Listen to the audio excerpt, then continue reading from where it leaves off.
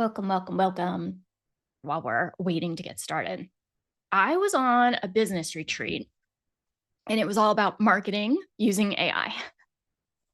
And the freaking head of, I don't know if you guys know this, but like I'm a total dork when it comes to tracking people in the marketing space. The head of Samcart, the CEO of Samcart, which is like one of the biggest marketing vehicles in the online space, talked to us for like an hour and a half. There were only about 12 of us there and blew my freaking mind. And I was singing to you guys the whole time. I had my little notes out and I had 3 tabs. One was for me and my business, and one was for you guys and your business. And the next one was things I'd change in the next launch based on what I'm learning.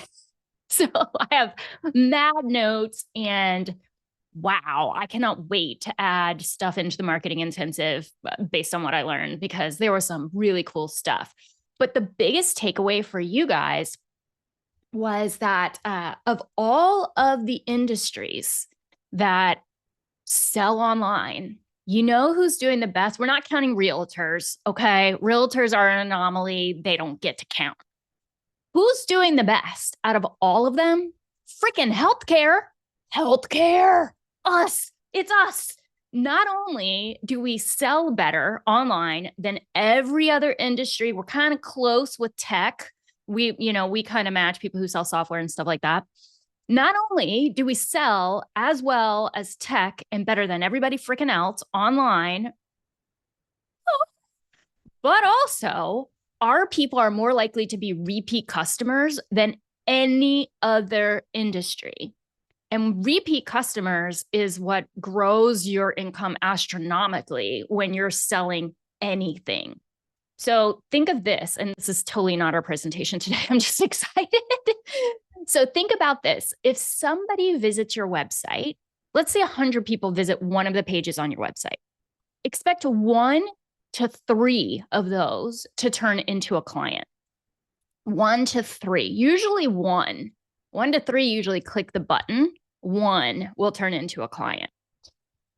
But when people have been with you before, now we are going up in saleability such that, let me think about how to say this in normal people language. 20, if 100 people visited that site who have worked with you before, 20 of those would become clients. 1 compared to 20, 1 compared to 20. This is why reaching out to former clients with your free mental health checkup annually is a good idea. I know, it's so much cool stuff. And you guys that are just coming in, I'm talking about a business retreat I just went to about marketing and AI. And so much cool stuff. So you know how all of us probably 6 months ago were like, oh my gosh, is AI going to take over my job as a therapist? Because everybody's using ChatGPT for their mental health. Well, ChatGPT and other AIs have now been hit with so many lawsuits that they are dialing back what they're willing to provide on the site because they don't want to get sued. So that affects healthcare, lawyers. Oh, there's one more thing. I'm blanking on it because it's not relevant to us, but we get to be protected now. And so they're going to start, when people ask questions about mental health, they're going to start moving those folks to referrals. Guess who just learned how to back code your websites for AI search? I'm so flippin' excited. It was so easy. It was so easy. My brain was just, it is clearly still buzzing. I cannot wait to add this lesson into the freaking course. So today we're meeting for 2 hours. And what we're going to do, because we've covered a ton of content, emotional temperature check in the chat about how you're feeling about all the content we've covered so far. And honestly, like, be honest. You don't have to say like, it's great. If you're like, I'm freaking overwhelmed, like say how you really feel. Today, we're going to consolidate that so it doesn't feel too big, too much.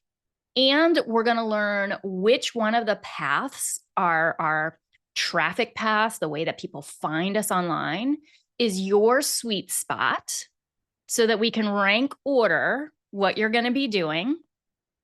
All of us are going to do all three of the ways that we generate traffic to our site. We're all going to do baby SEO. We're all going to do real relationship building. We're all going to do a tiny bit of content marketing or being helpful out loud.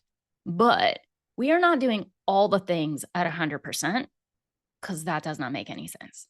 So instead, you're going to figure out what your rank order is going to be. And then I'm going to show you what everybody has to do. And then we can talk through your individual stuff in more detail. Does that sound good? I'm going to have to put on my glasses to read your comments. I'm going to try not to leave them on because I can see that they're reflecting. And that's maybe if I do that, that's going to be annoying. You're freaking overwhelmed. I got you, girl. I got you. Joy, I'm so glad that you're going to be in the paid course. Erin, I feel you with the scattered. Last night, I was like, you know what I'm going to do? I'm going to just edit one of my previous trainings on this. So I did. I edited it. And then this morning, I was like, I think it's good enough. So I remade the whole freaking thing this morning. So I get you. I get you about being scattered. I'm just so excited about everything that's possible for us with these changes that have happened with AI. And now also knowing two things. One, people in the course were already getting found with AI just based on what I teach in the course. And now I know how to teach you how to add an AI page to your website that will get you priority found with frickin' AI, and nobody knows how to do it. So I'm so giddy. Okay, we should get started or we're going to be here all day, which could also be fun for me, but maybe you guys have other stuff to do. All right, so as we're going through today, and I push this hard in the course, I want you to hold 3 concepts in mind.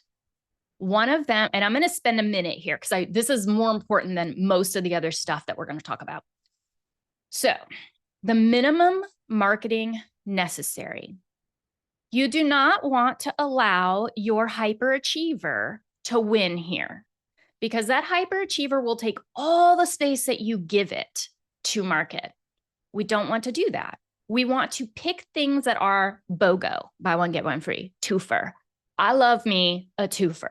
So for example, when I do this training, what I'm going to do after is pull little clips from it to use for people who don't know me, because nobody who doesn't know me is going to watch a 10-hour training event. But I would still like to reach them, help them, and maybe sell them my course down the road.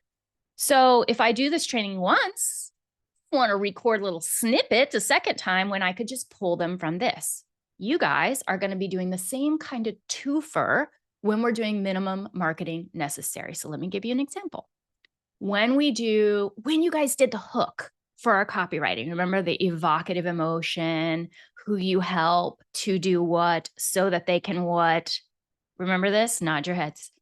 You're like, not really. That's okay. We'll go back over it. When we do that, generating that hook statement and dialing it in really matters because that's like a 20 for 1. We're going to use it on your website. We're going to use it on pamphlets. We're going to use it on the back of your freaking business card. We're going to use it if you create any content whatsoever on social media. We'll use it again and again. We love ourselves a twofer.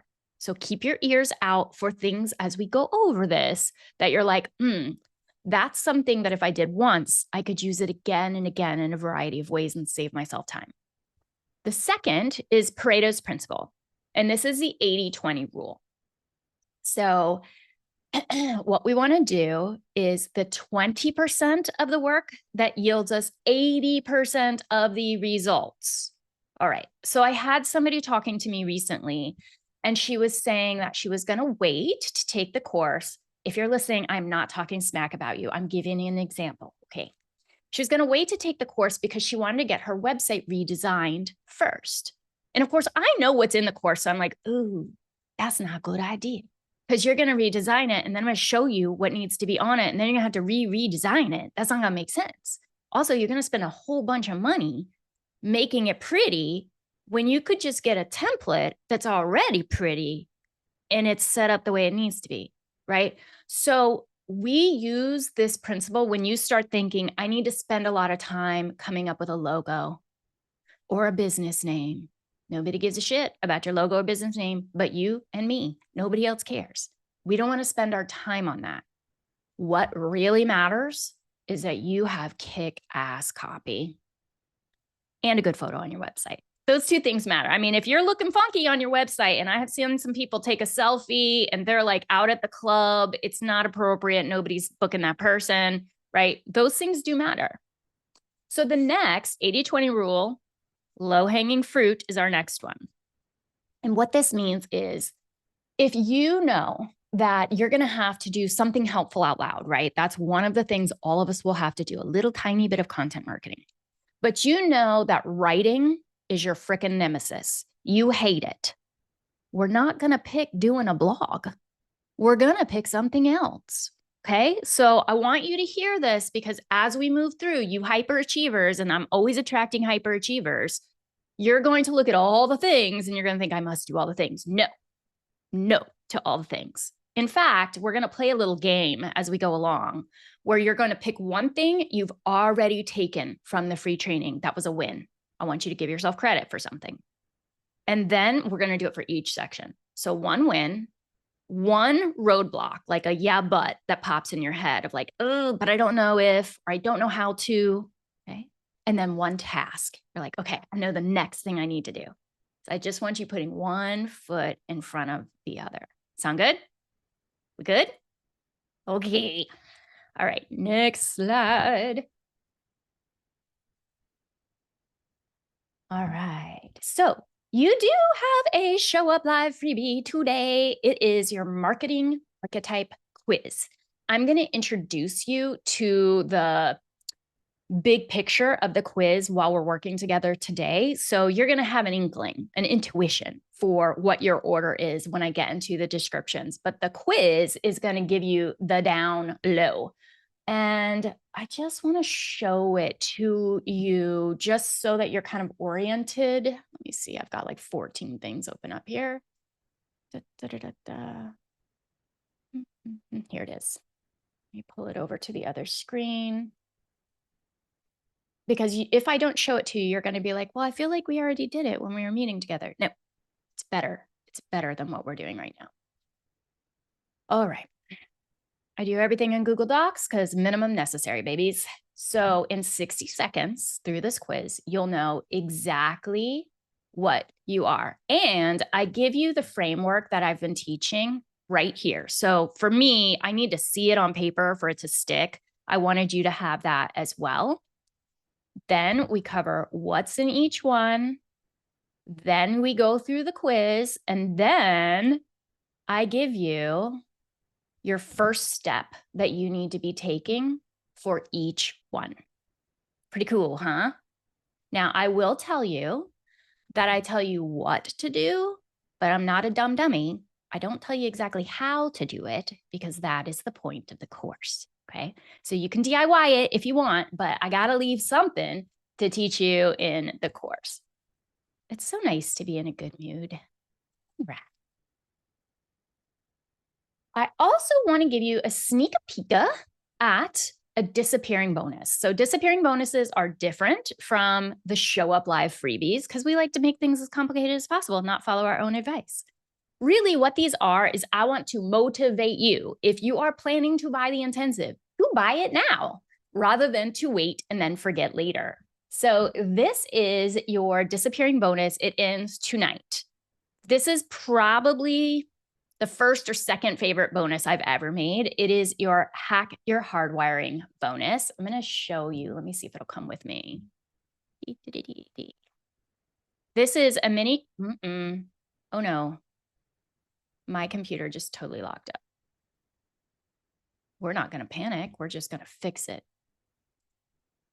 Okay. Whew, that was a little nerve-wracking. So if you guys are anything like me, and many of you tend to be, you've got really amazing brains. They do a lot of good for you, but they also cost you some things. So I have, for probably 15 years, been making a little manual for my own brain. so that when I start getting stuck, I can look at my little manual and be like, oh, right. This is where you're stuck. So this is what you should do. And I feel like I have a little bit of street cred because despite my brain sometimes being a little bit hard to harness, I'm still able to make multi-six figures in revenue every single year. So I'm doing something right with the harnessing. I've got memory issues, impulsivity issues. My motivation switch is either all on or totally off, and I want a potato. Please let me know if anybody in the chat is relating to any of this so I don't just leave here thinking I am the only one. I might have a tiny bit of people pleasing, just a little compartmentalization so that I can hyper focus, which is great. But also, I will totally forget that, I don't know, my property taxes are due, right? So if it's not in the compartment that I happen to be in at that moment, it just stops existing.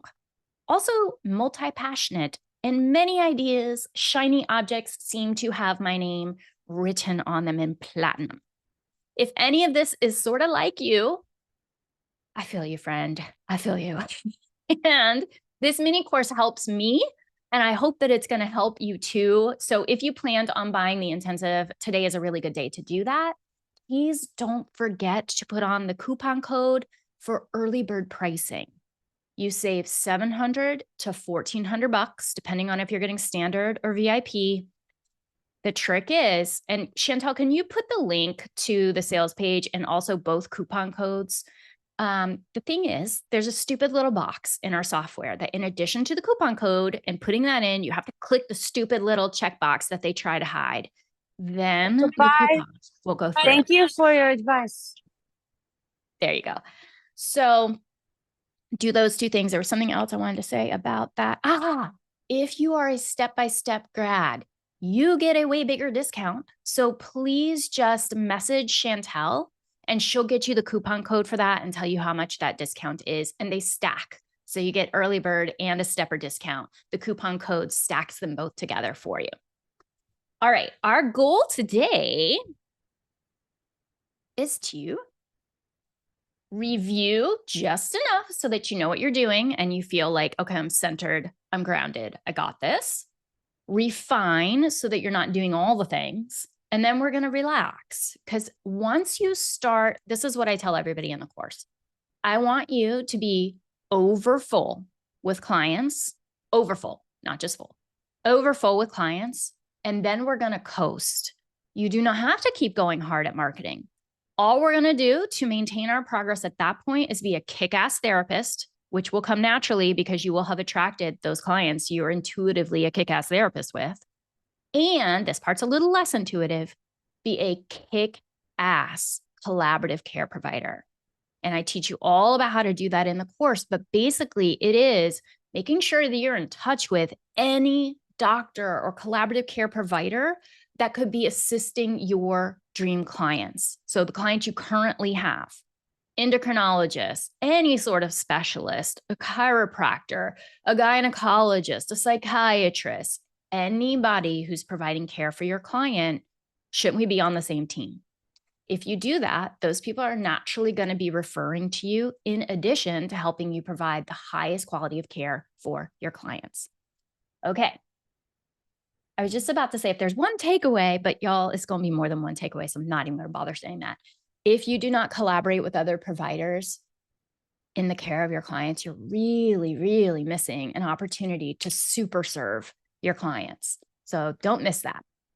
You will remember this graphic, right? Where we start with the dream life.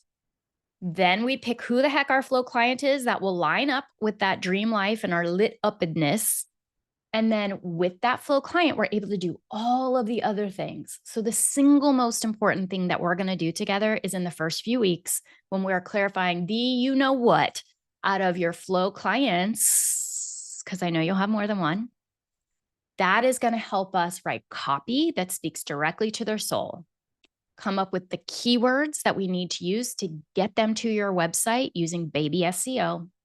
Generate helpful content that is exactly what they need in that moment so that we can then breadcrumb them back to your website. But golly, how are we going to know where to start those breadcrumbs that we lead them back to our website with? We got to know who our flow client is to know where they exist online and in person. Is any of this starting to sound familiar?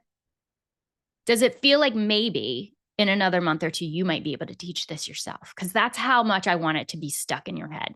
If you get this, you will get full.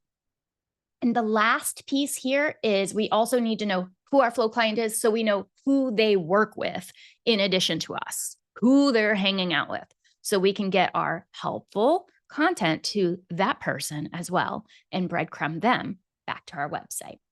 Okay, I want to pause here and see, do we have questions about like the conceptual model?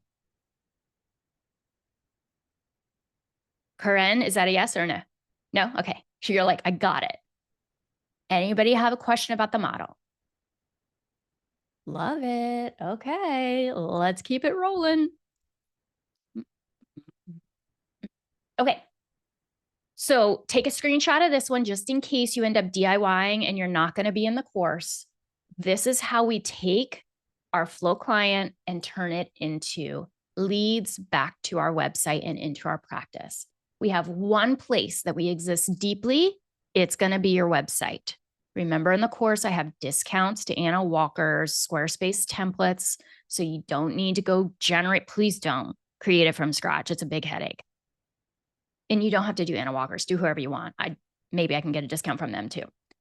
Then we have broad online presence. So we remember this is just like having a Facebook business page that we put 30 posts on and we leave it the hell alone. Having a Google My Business profile. And then we have relationships. These are the things that fill our practice. Flow client, get found, get picked. All right. Let's see. Do we need to? I don't think we do. I think we've got that down.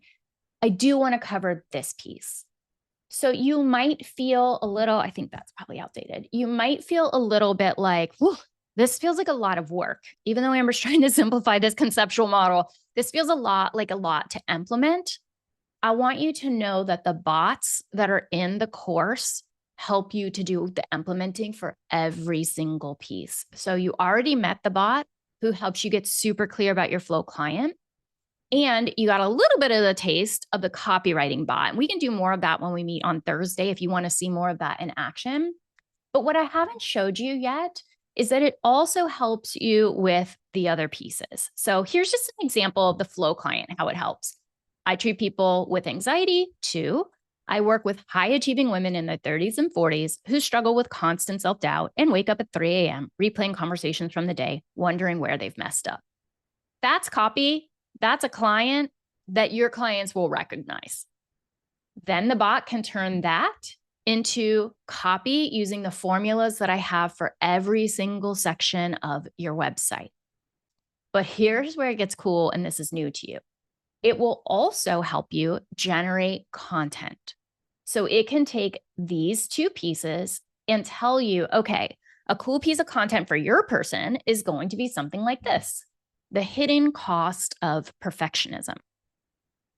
And a social media post like this: perfectionism isn't just about getting things right. It's about believing you're never enough. Ready to break free? Look, it also gives you a hashtag.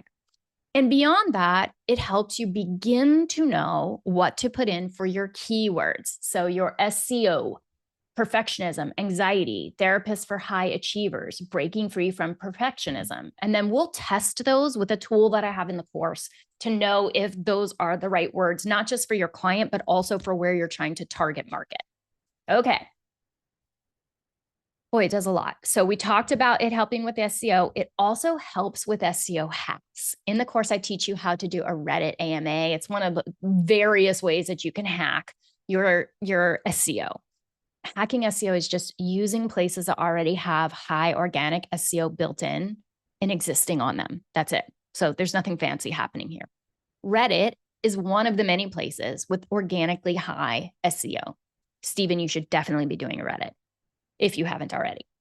So, but Reddit requires you to come up with a cutesy little headline to get people to want to come into your Reddit and talk with you. It helps you create that headline. I was trying to say generate. I'm a therapist specializing in chronically anxious hyperachievers. Ask me anything. Okay. And then it helps you with your relationship marketing as well. So we go from that long form content, that blog that we talked about, and we say, hey, can you make this into a pamphlet that I could give out in the office of the endocrinologist who's helping people with thyroid issues who are having comorbid anxiety? Thank you very much. And it says 3 surprising ways your coffee might be amping up your stress and how to overcome it without giving up caffeine. Do you guys remember the importance of even if and without? Even if and without are how we overcome obstacles or objections to getting started. You might remember, I gave you an example. I really want to make sure this hits home for you. In our copywriting formula, at the very end of that formula where we say, we help blah, blah, blah to blah, blah, blah so that they can blah, blah, blah. Picture this. It's a man who is mid-50s. He's struggling with anger and impulse control. And he finds himself like snapping at people a lot. And as a result, people aren't very nice to him. And so he starts generating this view of the world of people aren't nice to me, or people don't like men. People don't like me. He starts to feel bitter.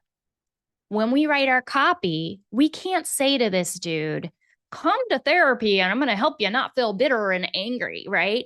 Because his interpretation of therapy, if he's like most men of that age group, is going to be like, I don't want to go be soft and talk about my feelings. What am I going to cry in session? That's going to make me a better person.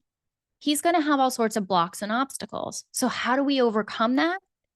We add the even if or without. So we can say, even if in previous therapy, all you did was talk about feelings and your therapist smiled and nodded, or blah, blah, blah, blah, blah, therapy without becoming soft, only talking about feelings and never seeing a clear path forward. So it's a really important thing. And you'll notice that even in this free training series, almost every freebie or bonus that I give you is an even if or without. So I'm going to teach you to get private pay clients so that you can live a bigger, better, fuller life without the overwhelm of having to do everything from scratch. Here's my copywriting bot, right? So this is how all of those are combating objections, like the formulas that I give you. Remember that formula? I think it was from day 2 that showed you, gosh, I don't need that many new clients every month. That's an even if or without, because you would have been feeling like, yeah, I definitely want private pay clients, but I'm never going to be able to get enough. And what does that formula show? You can get enough private pay clients without having to get a ton of them. These are not widgets. You only need 1 to 4 a month. Is the connection connecting? Maybe you could, just to make sure it like gets really in your head, pop in the chat what a without might be, or an even if might be for your peeps. And of course, you know that I'm going to say the copywriting bot will tell you all of those things as well. All right, let's get this off here because I really don't know if I updated that or not. So proof positive that it works. And this is all stuff about the bot. I have so many people responding when I first showed it because it was just freaking mind blowing. And I start to feel like, oh, you guys are probably all using ChatGPT. So, like you can picture what it would be like. How many of you use ChatGPT on the daily? Let me see. Steven is a yes. Will you put it in the chat just so I can see? You're using ChatGPT on the daily. Not daily. Ooh, never. Ooh, correct. Let me get my hands on you. All right. So what you know then is if you ain't got the right prompts and it hasn't been trained, it can give you some really sideways responses. So this one has both the training of the entire intensive and I give you prompts to make sure it's not going sideways. Okay. We covered these concepts. take a screenshot, whether you DIY your marketing or you do the course, please hold these in your mind so it's not overwhelming for you. Reminder, we're not selling widgets. We only have to get found by 1 to 4 people every month. And here are the ways that we do it. And I just showed you that the bot does that. Are we ready to start intuitively feeling into what kind of marketer you might be? Can I get a heck yeah? This is going to help us start narrowing down what you are doing. I want to be able to see more of you. Let me fix this. There. Show me. Yeah. Okay. Much better. So if you are, I'm going to get in more depth, so don't feel like you have to know right off. If you are a strategic SEO person, you're a strategist, you are leaning more towards like a step-by-step process. You would rather be behind your computer, hitting keys than out engaging directly with other human beings in the world. Let me know if that is sounding like you, okay? Strategic SEO. You like data. You're going to like looking at the analytics on the backside of your computer and being like, ooh, this is very interesting to me. Let me judge. Okay. That's not me. That's not my favorite. Content marketer, totally my favorite. You love helping people. You make worksheets for your clients. If you are sitting next to somebody I was going to say, if you're sitting next to somebody in an airport and you hear them like complaining about something and you know a book that would be helpful to them, you offer it, but you may not tell me you're a therapist because you don't want to be tortured for the next 2.5 hours doing work that you're not paid for. If you like helping people and it emboldens you to be of service and you're willing to kind of be a little bit visible if it means you're helping, not a attention magnet, but a helper, this one's you. Next one. Relationship builder. These folks either are extroverts or ambiverts. It's very rare that they're an introvert. They tend to enjoy real and deep connecting. These aren't schmoozers. They're the people who are going to remember that so-and-so's kid has a t-ball game on Saturday. That's a big deal to them, right? These are people who deeply and genuinely connect with others, and they get lit up by doing it. I will say that for me, content marketing is number 1 and relationship building is number 2, but I'm very introverted. The way that this works for me is because most of my outreach is on the computer. And for some reason that feels safer to my little introvert battery. And because I'm always doing that marketing by being helpful. So all of the like awkwardness I typically feel in relationships kind of goes away because I'm like, I'm not annoying. I am helpful. And that releases me from some of the ego that would otherwise come up and get in the way. So let me see in the chat which ones you're thinking so far. And then I'm going to give you a little bit more information and we'll see if it sticks. Which one? And yeah, okay, you got it. All right. SEO and content. That's going to be great. We're going to do long form blogs for you, Alexis. Relationship first, then content. Strategic SEO and relationship. Victoria, content, absolutely not relationship. Okay, awesome. So what's kind of cool is what I'm showing you today is like your rank order, right, of which one comes most naturally. But there's a second variable that we'll take into account as well, which is this. These are effective, how do I put this? In order of speed, relationship marketing gets you clients fastest. Content marketing, second fastest. SEO, third fastest. And now that I'm going to teach you AI, that's pretty quick. That's like right in there with content marketing. It's right about the same. Okay. So we do want to think about if you're like, oh girl, I'm desperate. I need clients right now, but I really don't like relationship marketing. We might have to find like a back door to more easeful relationship marketing because that is going to get you clients fastest. Okay. Yeah. No. We don't have to do cold calls. We do not have to do cold calls. Even when things are cold, I know tricks to warm them up. So I'll teach you those. Okay. So we want to take into account low-hanging fruit with which one is ours, but also which one's the biggest needle mover for what we need right now. Some of you have room to play. And so going with SEO first is totally fine because you don't need a bunch of new clients in the door right now. You have time for that to take effect. Others of you are like, I need clients today, in which case, hopefully you're using the 10 hacks that I sent you via email, and we're going to lean into at least a couple relationships. Okay. But here's the thing. If you try to do all of those, your brain's going to look like this. You're going to be overwhelmed and it's going to be a maze of like, I have 50 things to do. Which one should I start with? Instead, we want it to look like this: chill and step by step by step by step. So let's confirm which one of these is you. And then we're going to get into the step by step. All right. So the relationship builder. I thrive on connection and collaboration. You loved a group project in school. You're energized by engaging with people and learning about what makes them tick. Networking, building referral relationships, and checking in regularly to nurture those connections. That's super duper important.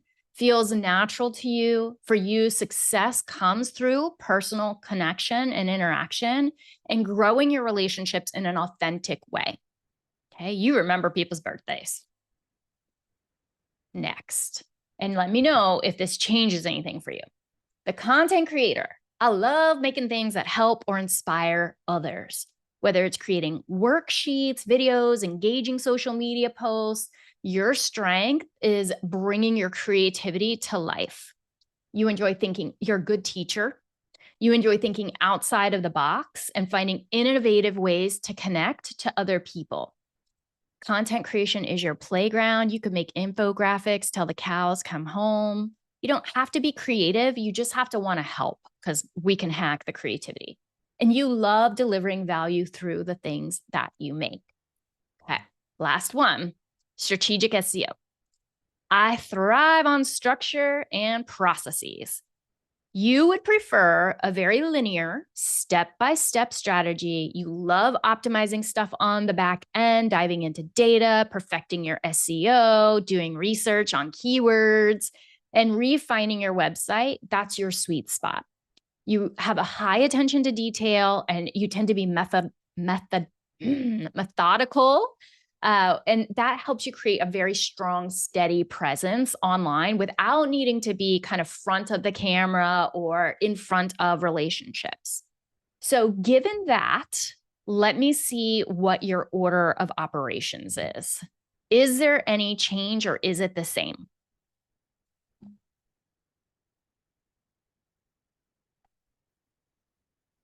Same, says Joy. Okay, swaparoo. All right, it changed.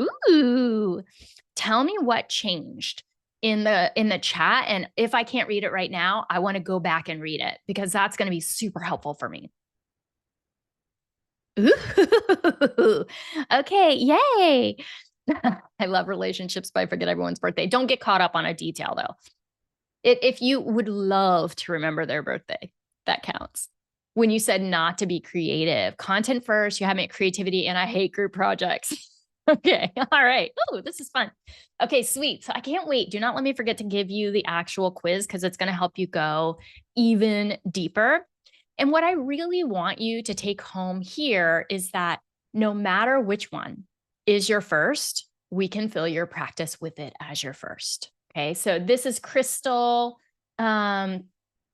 Oh, this is not even what I wanted to show you, but I love this one. It's my very favorite one because she talks about how basically we've just created a coloring book and you get to color it in with all of the colors that are you and your ideal client. And voila, it turns into a masterpiece of marketing. All right, so this is me. I'm about 60% content marketer, about 30% relationship marketer, and about 10% SEO. And even with having done very minor SEO, I mean like really minor on my website, I'm still doing just fine. So all of you, and you might want to take a picture of this, will do this. You will do your baby SEO. And remember, we talked about that being your header 1, your header 2s, and your alt text. Everybody's doing that. One piece of helpful content That could be a blog. It could be a YouTube video. It's probably going to be one of those. If you get on like somebody's podcast, that could be your long form helpful content, but we need to link it back to your website. And then 2 strong relationships. This is the base for everybody. Like this is, what's it called when you like cut up the celery and the tomato, the celery and the carrots, and it's your roux? Is it a roux? Help me. Whatever the base is of all the soups, that's what this is. We all have to do this. I'm so glad you guys don't know.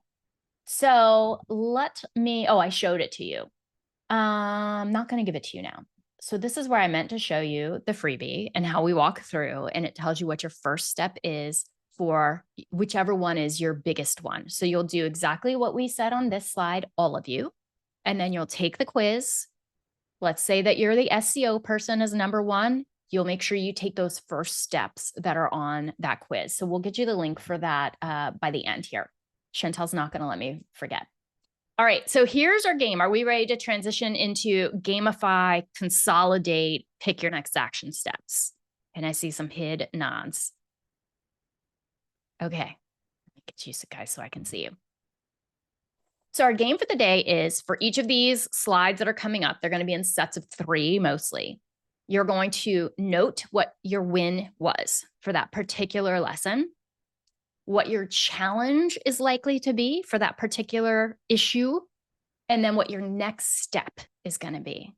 And then at the end, I want you to highlight all the next steps so you know what the heck you're going to be doing, whether you're DIYing or whether you're coming into the course. All right, here we go. We are back at our very first session, the Dream Practice Reboot. Tell me what you remember as your win. So let me just refresh your memory with what we covered. We reconnected to your why. You'll remember that the why was super important because it's our momentum maintainer. Why you started your practice so that, hear that, so that you can actually hold it in mind to keep your momentum going. You saw that the default path, insurance, middlemen, big tech, leads to burnout and to liability. And if one of those things was new to you, that can be your thing that you took home. You named what was no longer acceptable in your work life. Many of you talked about going over session time. You realized that you did not have to keep hustling, that there was a path forward. And maybe you even already know what that path is. You know how many clients at what rate. And you gave yourself permission to want a thriving private practice, private pay that actually protects you.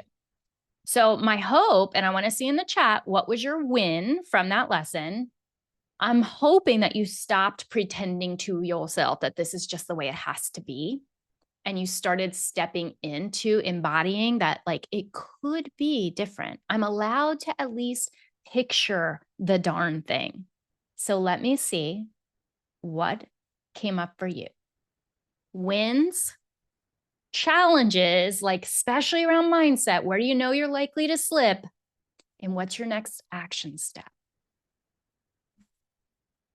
I'm going to be quiet so you have time to type.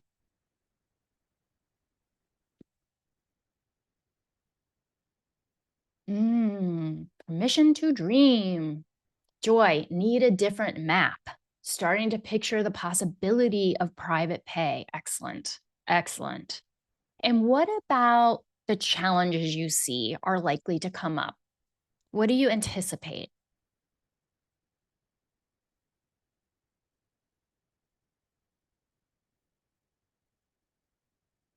I see all the little typey.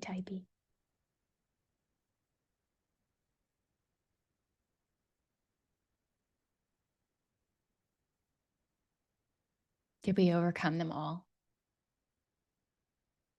What I often see, particularly for people who do the VIP, is it's with their current clients. They can imagine it with new clients, but they really struggle with the idea of raising rates with current clients. They feel some sort of contract or some sort of loyalty. So AP says, believing it could be different is the win. Committing to retaking time, exploring private pay options, challenges managing time, both with clients and full-time work. Heck yeah. Next step, following up with the quick wins. Yeah, this managing time is super important. And it's one of the reasons that our very first lesson is about reclaiming time so that you have what you need, because we're going to be working at least 4 hours a week on marketing, so that you have that time available to implement what you're learning. Love it. Okay. So what I see, am I still sharing? Yes. Good job, Anne. So most of you are seeing the dead end of like doing things the way you've been doing them. Remember, we had that slide about like life is too short to live with regrets, and we want to have regret-less living, but you're not sure how to turn the wheel. So these are the problems I see most often for people at this stage of the end of the training. Their practice is built, but around systems that are draining them. So I accept anybody. I don't even do a free consult. Like whoever books with me, books with me. I take all of the insurance. I'm with a big, you know who, platform, and I don't know how to get out without losing all of my clients. Or maybe you don't have clear numbers to back up your fee. So when you have that person in front of you asking for a reduced fee, your bleeding heart's just like, oh, okay. And you give it to them without thinking like, oh crap, that's my electric bill that I'm not going to be able to pay. So you're probably thinking, okay, I have an idea about where I needed to go, but I'm really struggling with knowing how to get there. These are the next steps. So you can take a screenshot, especially if you're not sure that you're going to be in the course. This is what we're going to cover in the course related to your dream practice. And I'm going to go a little bit fast through these because I really want to make sure that we get into the how to beyond just the dreaming big. But I want to pause long enough for you to get a screenshot if you need it. The most important part, I think, here is I want you to know that we're going to map out your dream week and the dream number of weeks that you work per year, so that you have built in time for vacation and margin so that you can breathe and get shit done. We're going to use a little system that I have in there called the hold versus flex framework, because we are not rigid around here. And there are times where you are going to want to flex a boundary because it's strategic and it's in line with your values. And there are going to be other times where it's very important that you hold that boundary taut, because you're moving it not out of strategy, but out of habit, right? So we go through that strategy. We make a lot of low risk micro moves, especially early on, to help you get momentum into moving into that dream practice. And I gave you a little taste of what those micro tasks can look like with those 10 hacks that I showed you. But these are more like strategic hacks. You know, they're things that are going to last over time. Then we're going to make sure that you have scripts for every possible roadblock that could possibly hit you. So when somebody says in the free consult, like, that fee is so high, or I thought you took insurance, or whatever that they might come up with, I really can only be seen on the evenings. You know exactly what to say and how to say it in ways that don't make you sound like an ass, frankly, because I think the reason most of us don't say these things is we don't know how to say them in a way that holds our boundary, but is also really compassionate. So I have scripts for all of that good stuff for you. I had a reason for putting this in. I'm not remembering what the heck it was. So I'm going to keep going. These are the beliefs that most of you will have had, or will come back up when it comes to marketing your private pay system. So again, take a screenshot, because whether you take the course or not, I want you to remember we've got people already doing it and having huge wins. I don't remember if this happened before our last session, so I don't remember if I told you or not, but I just got an email from somebody saying like, hey, all I've done is implement what you've been teaching in the free training series, and I already have 4 new consults booked. That's just from implementing what's in the free stuff. So if that's true, these things can't be true at the same time, right? And I also want to push here, because I know that this is a resistance. you think, yes, other people can get private pay clients because of their location. I'm in a location where people can't afford it. And what do we know about that? What do you guys remember about this? It doesn't matter where you are. It's irrelevant because we're going to target zip codes that can afford your rate. And if you're thinking, yeah, but I live in a state where people can't pay my full fee rate, everybody's used to using insurance, I'm going to say I spent 7 hours with ChatGPT running formulas for every state in our country, and every single state has at least one city that people can afford to pay based on their mean salary, median income, $150 a session for a year of therapy. Okay. So, and PS, remember that you can easily practice in Florida, South Carolina, and Vermont without a license. You just fill out a little form. So even if your state, you're like, still not sure if I believe Amber and Chatty G. Okay, let's fill out some forms and get you able to practice in one of these other 3 states. Do not come at me with saturation. It's just a freaking myth. It drives me absolutely bananas when people will say, my state is saturated. I'm like, what are you doing to market? And then I hear what they're doing to market. I'm like, there's no way for us to know if your state's saturated based on what you're doing to market. We need data, people. We need data. Stacy, please don't send to South Carolina. We are really full. I'm telling you guys, if you know how to market, there's no such thing as full. If you know how to market, there's no such thing as full. Here, let me give you a little example. My husband just this morning was reading me an article about, this is what we do in the morning. He reads me articles while I'm like, please stop talking. I'm not awake yet. He was reading me an article about a treatment facility that costs 180 G's a year. It is outpatient and people pay it. It's a blend of Eastern medicine, Western medicine. It's psychological. We're not talking actual like surgery. We're not talking like intrusive intervention. We are talking therapy. Okay. So it's 108 grand. Don't 180 grand. Do not come at me with there's saturation. No, we just got to hit the right people. I'm so glad I didn't have more coffee, y'all. It would be dangerous. All right. Let's go to boundaries. And I am going to move through the boundaries a little bit fast. Except you gotta remember that quote. It's so good. I have repeated it many, many times over. Boundaries are the distance at which I can love you and me simultaneously. If you have even a hint of codependency, this helps me so much. Just coming back to this quote, because it is normal for me to recognize what other people need before it occurs to me what I might need. And then I'm already offering. So this is the pause that really helps you to stay in alignment with your values and also your capacity. So did I mess up? I sure did. That's okay. So this is what we cover in the course around boundaries. If you're not sure if you're going to be in there, take a screenshot so that you have it. We do mindset work, we do practical skills, and then we do strategy. So we hit those 3 points every single lesson. The clearer you are on your math, the less you have to rely on bleeding heart. How else to put it? Like when you have that post-it in front of you of like, hey, honey, I've done the math and I know that I need to make this much per session in order to pay my bills or in order to fund my retirement. Suddenly, when you're in front of that client, it's not about you being mean. It's not about you being cold-hearted. It's about you knowing how much you have to pay for your bills. Strategically, you'll have all the formulas to know how many clients you need to see. We're going to figure it out based on when you want to work, how much time you want to take off. Okay. We go fast. The money map.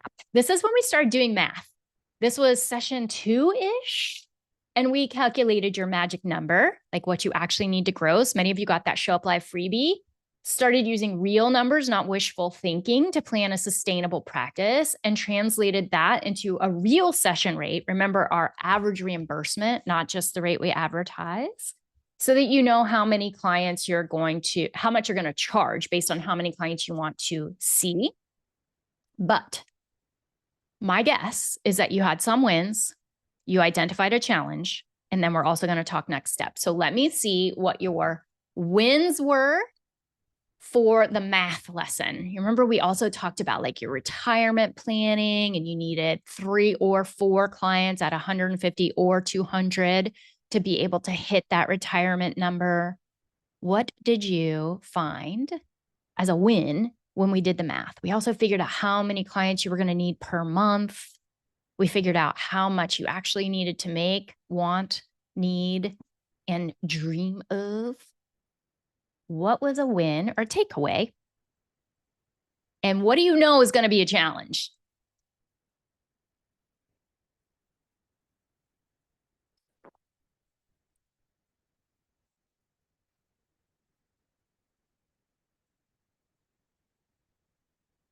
Just playing with slides. Okay. Challenge, making a big jump in my rate. Cece says the math is clear. I worry that others can't pay for longer term therapy, clients who need longer support. Okay, great. See how this is so great. So that is exactly why we do mindset work in addition to the practical skills and the strategy. So this idea, and I hear it a lot, that you can charge a high rate, but people won't stay. That's just not the experience of our grads at all. What happens is the people who can afford to pay that rate can afford to pay that rate. So we're not trying, if it's happening that, let me look at you because this is important.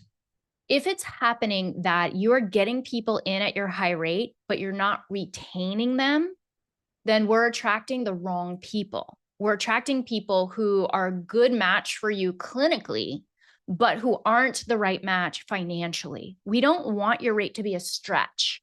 We want the rate to be comfortable so that they will continue on in therapy. That's just a different person. They're in a different place, and we'll identify where that place is and then get your message in front of them.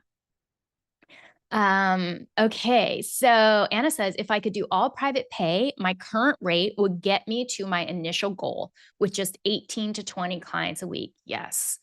And Bev says, the challenge is making a big jump in my rate. And Bev, I would be curious on Thursday if we could talk that out, if you mean that with new clients coming in the door or current clients and slowly moving up their rate. Corinne's takeaway was, I don't have to burn out to thrive financially. My challenge, the bleeding freaking heart. Yes, the bleeding freaking heart. And I'm going to tell y'all, I still let my little heart bleed sometimes. I want a soft heart. I just am smart about how I'm going to do it. Okay, so here are the practical skills I do want to highlight. We're going to be first mindset, trading scarcity math. Y'all know what that is. For strategic math, where we're charging based on your life, not on the market, because we can find the market and then market there. We're going to stop feeling guilty for wanting more than survival level income. And we're going to embody why boundaries aren't equal to greed. They're just you making yourself sustainable in a job you were built to do. Practically, we have a therapist income calculator so that you're able to reverse engineer your real fee per session. We're going to be able to compare fee scenarios because I have this super cool Excel spreadsheet so that you can see like, okay, if I'm doing weekly versus every other week versus a hybrid, like what's my income going to be? Like Susie Q over here, I see 4 times a month at 140, but Billy Bob, I'm only seeing once a month at 280. How am I going to get to the math on that? So we have 4 formulas for that. We have your build your freedom formula, which you guys have already done. And then we're going to go through we're going to use your words, practice fee raising scripts together in our coaching call at the second half of the week. If you're somebody who's like, I'm not good at taking space in group settings, do VIP. You can do it privately. We can do it on Voxer. It's a good fit for that. All right. I think we've got that. Yes. Did you get a screenshot of this just in case you need it if you're DIY? I'll give you a chance. 3, 2, 1. Got it. Awesome. All right. Let's talk about, we started talking about why your marketing hasn't worked so far. And I taught you the marketing map. So we're going to do the same thing here. Oh, shoot. I forgot to ask you about your next step for the last one. What's your next step around boundaries? What's a boundary that you are going to hold? I knew I was going to fall off that framework. And AP, when you say getting to the next steps for a full pay client, can you share more about what that means in the chat as well? Or on Thursday, we can talk it out. So what's your action step around boundaries? And remember, that's reclaiming time, money, energy. Yes, Stephen, no clients who drain the hell out of me and are not a good fit. Bringing in poor fit clients is one of your worst marketing moves because they are never going to sing your praises out in the world. And if they bring you their buddies, you're going to have deep regrets because they were not a good fit to start with. Good. Name your action step for boundaries. Okay, do that. I'm going to go to the next slide. I'm hoping that when we met to talk about the marketing map, that you left feeling like your marketing wasn't failing because of anything to do with you. It was just that you didn't have the full picture of what needed to happen to make it successful. You were probably doing one piece of it already. You just needed the other puzzle pieces. You understand now that marketing is really just the two things: getting found and getting picked. And you stopped blaming your personality, the economy, saturation for low private pay clients or clients from big tech, middlemen, insurance, etc. That's what I'm hoping you got out of it. You tell me, what was your win from the money map? That time where we talked about, this is the framework. These are the 3 ways you get found. These are the 3 things you do to get picked. What was your win or your takeaway?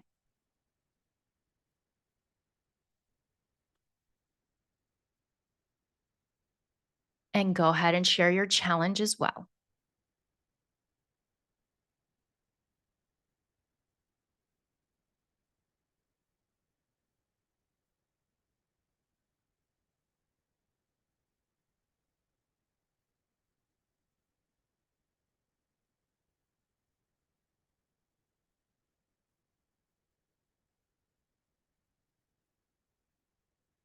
Whoa, Haley already broke up with 2 1099 platforms. Get it. Wow, that's a huge win. Way to go. That takes so much bravery, or it takes getting mad. So I'm very curious about which one got you. That's great. Good for you. Very good. What about everybody else? What were some of the wins or takeaways? Corinne, how to get found and get picked? Yup. And what about challenges? So now you have the map, you know what it looks like, but you may not really know your custom route. Like, okay, but what do I in particular have to do related to content marketing or relationship marketing? Who am I getting in touch with to relationship market? So if you can see the big picture, but you don't know like exactly what goes where, that's okay. That's normal. If you are not sure exactly which pieces you need to be taking action on and which ones you can totally ignore, that's okay. You're right on time. If you're feeling like your marketing materials that are out there are kind of like disconnected, they don't really form a cohesive unit so that you look legit to Google and to your ideal client, totally normal. Which part of your marketing pieces are feeling kind of scattered right now? What are you feeling about what you got out there in the world right now that might need to be your next action step? And if you need a cheat, I've got some action steps for you on the screen right now.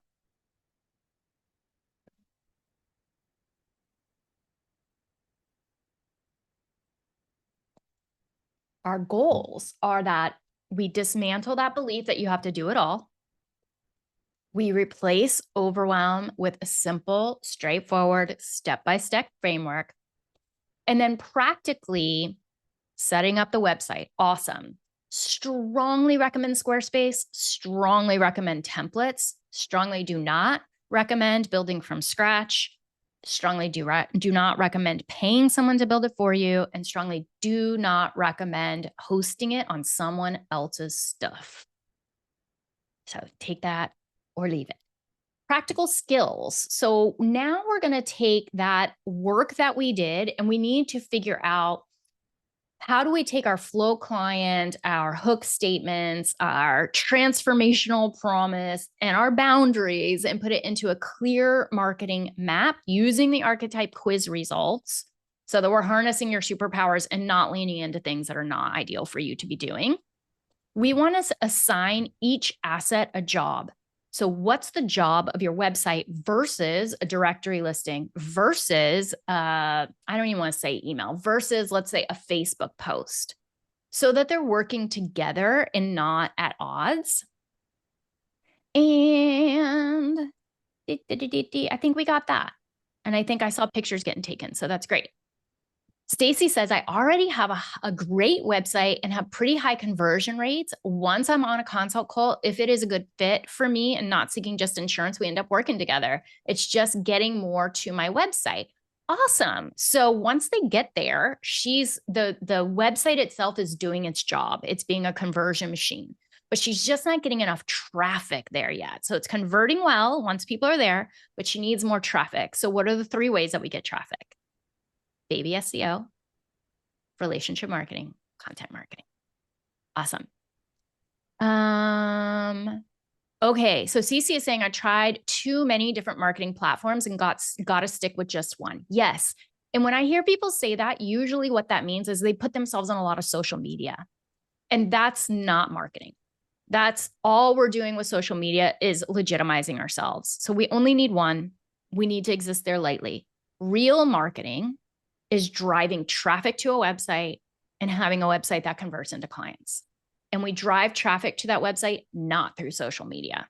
It just there. So think about it like this. Social media makes money by keeping you on platform.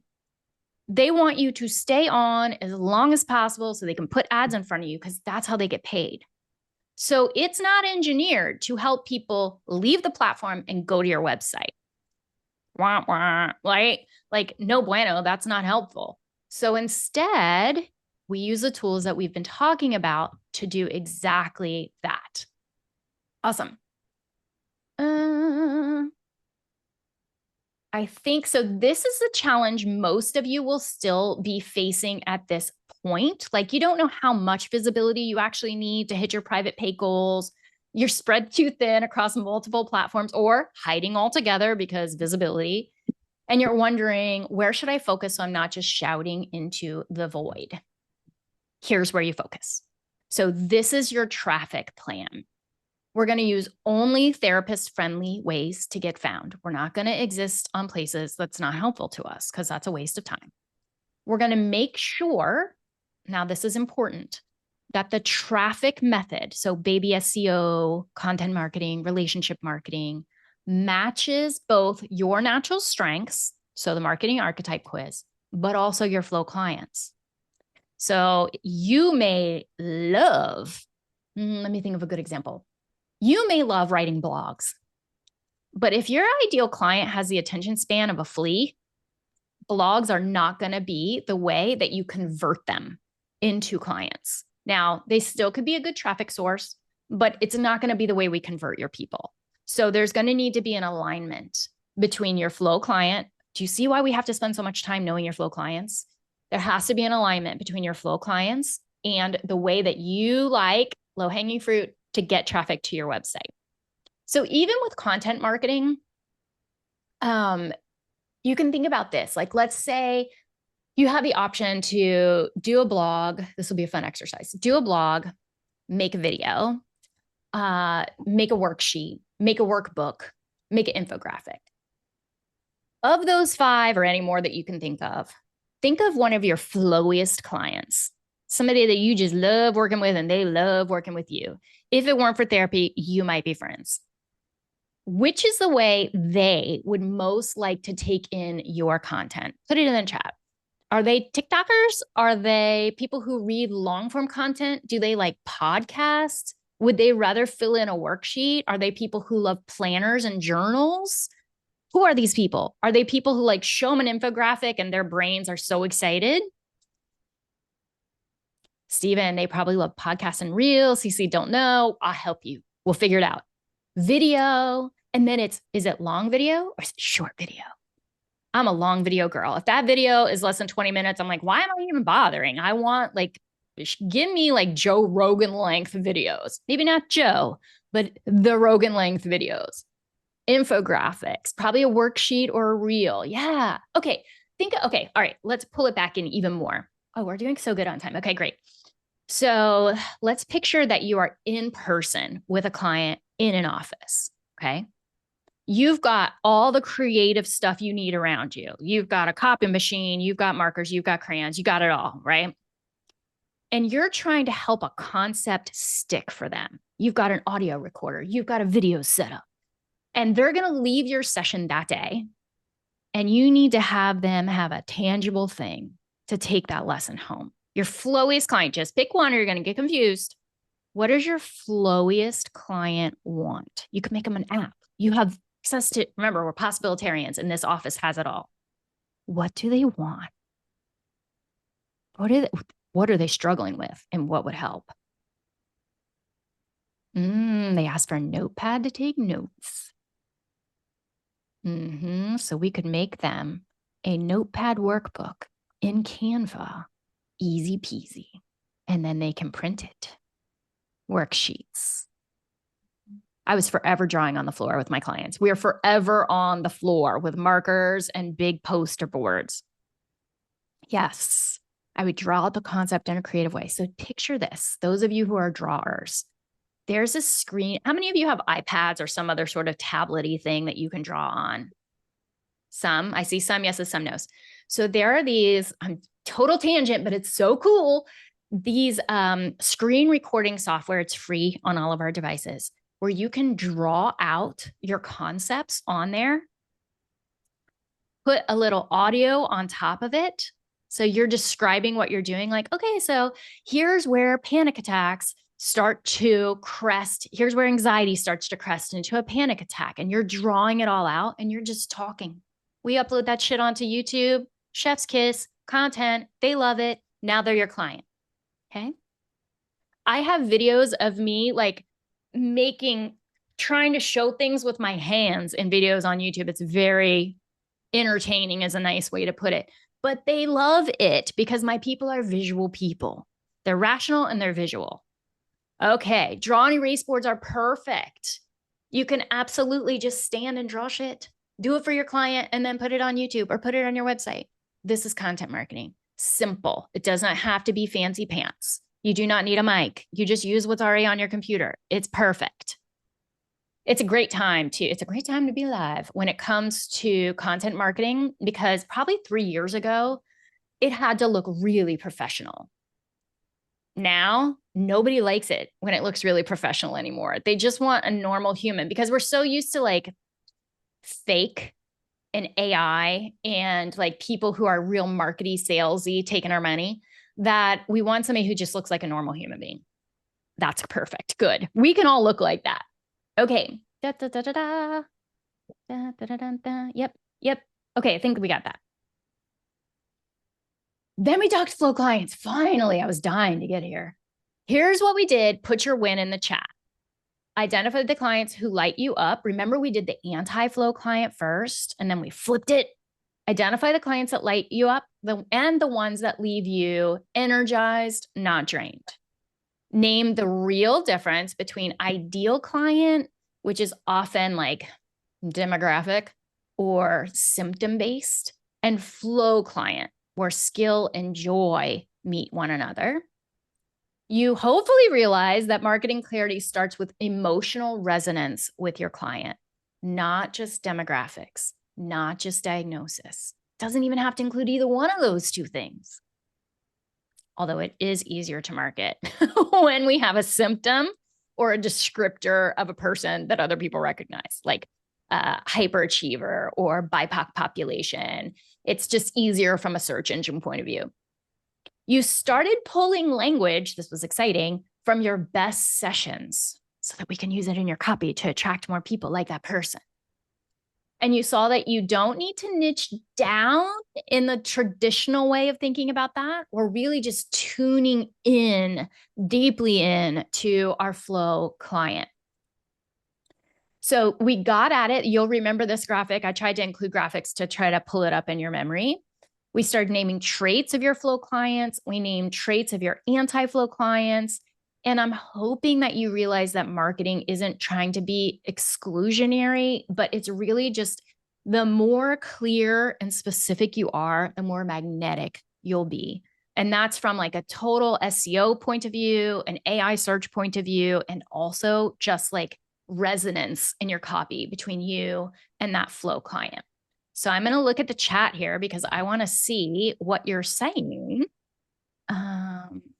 Yeah, screen recording app. That's correct. And you can just Google, Anna, you can Google whatever device you have. Like I have an iMac. So I would say, what does the iMac have for screen recording? And you can do that with whatever your computer is or tablet, whatever. Okay, so what was it that you took away from the flow client talk? What was your takeaway or win? And what is going to be the challenge? Let me know. And it's also fine if you're writing it down on your paper because you know you want to take it with you. I totally get it. And while you're writing, I'm going to give you some hints.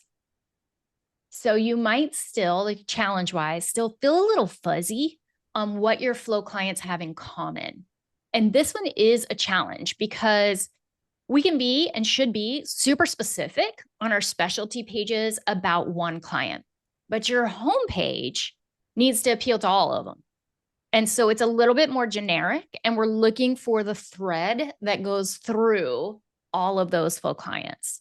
Or you may feel still unsure about how to define your flow clients without boxing yourself in and feeling like you're going to get bored. Or you might know that you have multiple flow clients, like most of you do, and know that you need support clarifying each one of them so that the copy really jumps out off the page. And now you're like, okay, great. I know who they are. How do I write to them? Where do I find them? How do I know if I'm doing this right? So here's what we need to be doing. So this is what's inside the course. Again, take a screenshot if you're not sure if you're going to be in there, because these are the steps that you want to take. So we're going to have to break through those mindset fears about if I niche too deeply, I won't get clients. That's just a big old lie. The deeper you niche, the more rich you're going to be. The real saying is the riches are in the niches, but I had to do it more creatively.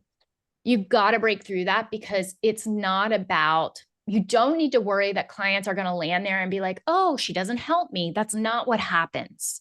You get more clients landing on the page, the more specific you are, because that's how SEO works, okay? You get more of those clients who land on the page to convert to private pay clients because that's how specificity works in copy. So specificity wins with copywriting and it wins with SEO. It wins with getting found. It wins with getting picked. Remember, you can duplicate that page and rewrite it for another full client and another full client and another full client. You can have as many as you want, but each page has to be hyper specific. Susan says, my biggest challenge is where do I find them? And I can't remember if I have a slide for this or not, so I want to talk about it for just a minute. It's a good question, and we do work through it in depth. For those of you who have a really identifiable population, like BIPOC or new moms or infertility, these are things that are much easier to market because it's clear where they're going to be. People who are struggling with infertility, they're going to be on blogs about infertility. They're going to be watching YouTube videos about infertility. They're going to be going to infertility clinics. So it's obvious, right? And it's not always, and I will help you. But when it is more of a personality profile, it's harder to figure out where they're going to be. Like symptom-wise, if we know somebody's struggling with perimenopause, easy peasy. Right? We're going to talk to functional med doctors. We're going to talk to gynecologists. We're going to talk to hormone specialists. But if it is perfectionistic women in their 50s, well, that's harder. It's just harder because we have to then think, okay, where are they going to be? And this is going to come down to deep personality understanding. So, yeah, I'm a perfectionistic woman, almost in my 50s. I watch a lot of YouTube on productivity, right? So we're going to do research together to figure it out. Where the heck are my people? This conference retreaty business thing that I just went to that I was telling you about in the very beginning, my coach sat next to me at dinner, wrote on the table everything that I could tell her about myself because I am her flow client. So she's like, where are you hanging out online?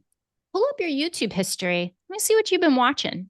And I'm watching like how to build a sustainable food forest on a small piece of land. I'm looking at planner videos. I'm watching shit on the economy and I'm watching stuff on science. Like the more we can find out about your people when it's a harder term to search, the better we're going to be able to get in front of them. And there are some freaking hacks to that. So 2 hacks, because it's just fun to talk about. If you find any content online that you know speaks to your person, so let's say you kind of sneak into a Facebook group for people struggling with insert issue here. I don't know. Let's go back to angry men. You sneak your little booty into one of those Facebook groups and you start cyber stalking. What are they talking about? You're going to find them talking about like their favorite magazines, their favorite YouTube channels, their favorite podcasts, and we're using that information. So we can find it. It takes a little more digging when it's not super obvious by a demographic, a symptom cluster, or something really commonly searched. Like sometimes the way we treat people in therapy can be a search term, like EMDR, it's a search term. Therapeutic intensives, not a search term yet. So we got to find them via a backwards route. Does that make sense? I am geeking out. I hope this is even half as fun for you as it is for me. Okay. Dun, dun, dun, dun, dun, dun. Ha. Practice scripts for free consult, period, end of that sentence, because that is your conversion machine. If you can do a bomb free consult, you're going to find that people who originally thought they wanted insurance. Oops. Excuse me, let me turn your mic off. There we go. People who originally thought they wanted insurance, people who felt like they couldn't pay your rate, just like what happened to me with my therapist. If you're nailing that free consult, you're going to get a lot of them saying yes. Not all of them, because let's be real, like people have financial limitations, but way more than you think. But here's the flip side of that. When you're really good at that free consultation, some people are going to work with you that you do not want to work with. And having ways to gently and compassionately refer them to someone else is a skill set. So I go through scripts about how to do that as well, including scripts about how to hold the line on your fee in a way that feels really nice. And I really haven't had anybody be mean to me about my fee when I say it in the ways that we say it in the course. Okay. I want to make sure I'm giving you the goods. All right. So in the course, there is a flow client mapping formula. Take your screenshot.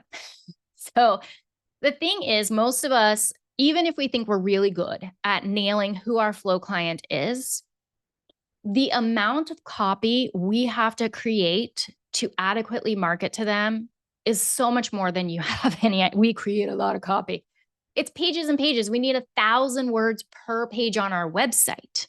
That's a lot of words. And then we're going to need words for social media and words for Google My Business and blah. So blogs, YouTube videos, whatever you choose to do, right? So I have a little formula that helps you pull out for each flow client these 6 things. If you can pull these 6 things for each flow client, you will have by the end of the course all the copy you will ever need forevermore in one Google document. Clean, simple, done. That's what we like. We like done.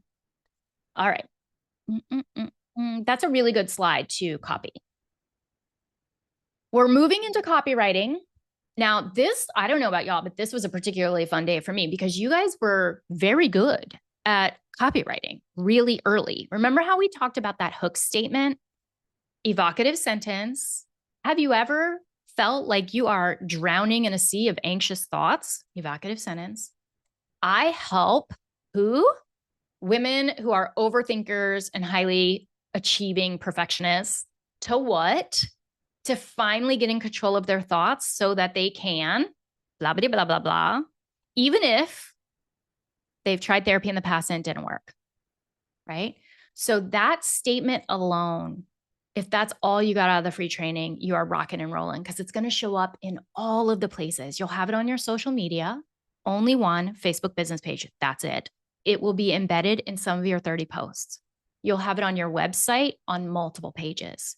You'll use it in your relationship marketing, and it will be in virtually every piece of content that you put out if you're a content marketer.